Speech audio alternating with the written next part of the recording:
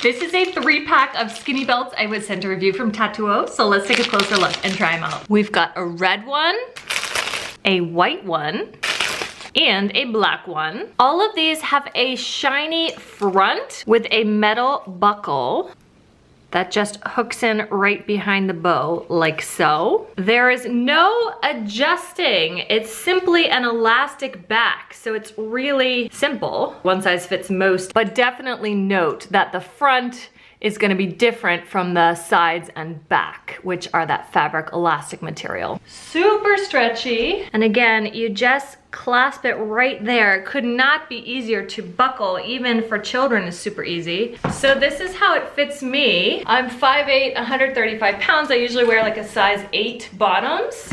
And it fits perfectly. You could do it through belt loops, you could do it over a cardigan, over a dress. Really cute. I love how easy it is to take on and off, how it fits perfectly. Super cute. Each one is about 26 inches long, but can be stretched an additional 10 inches to 36.